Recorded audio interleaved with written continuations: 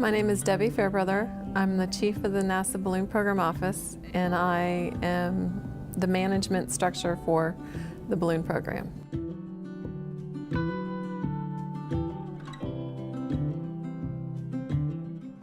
I don't know what I wanted to do when I grew up. When I went into college, I liked math and science, so I picked engineering.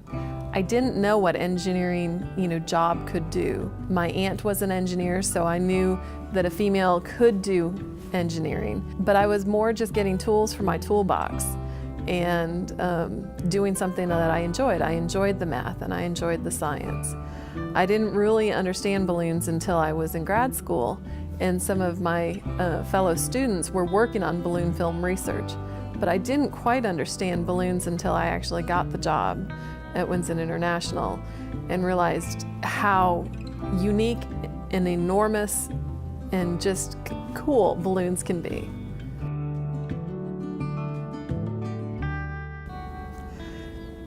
My first day at NASA, I was kind of in shock that I had actually taken the leap to leave Texas, to leave my family and friends, and venture out on the eastern shore of Virginia for a job following balloons.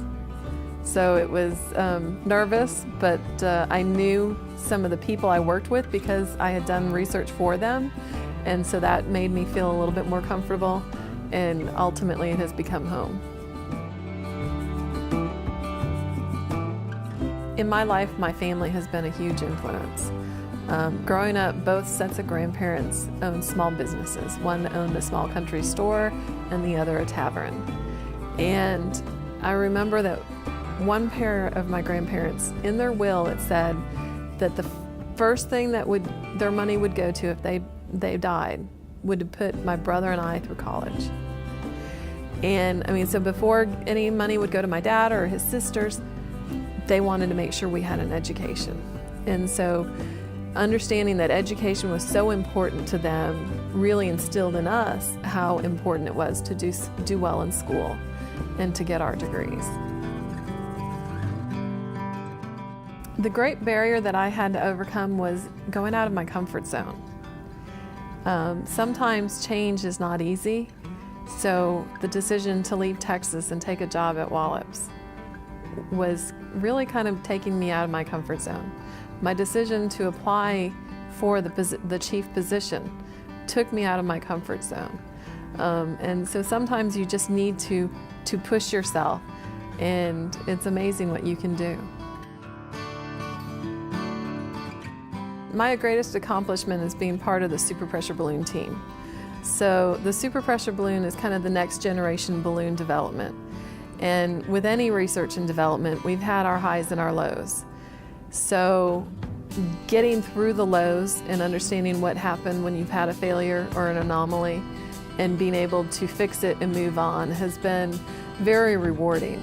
It's frustrating, but rewarding. We went down to Antarctica back in 2009 with a balloon, and we launched it, and it went up to float, and it failed. So here you're halfway around the world. It's right around Christmas time, and you've got to regroup and investigate and try to find out, why did this balloon fail, so that you can move the project forward.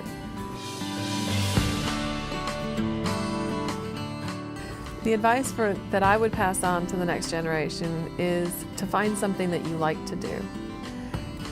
If you work hard and enjoy what you do, it makes things so much easier. I typically like going to work. There's some days when you've got meetings or reviews that you dread going to, but I enjoy what I do. I light up when I get to talk about balloons. And I enjoy going on the travel and doing that. So if they're doing something that they're not enjoying, find something else, because you've got to have it in your heart. You want to do this. It'll make life so much easier and so much happier.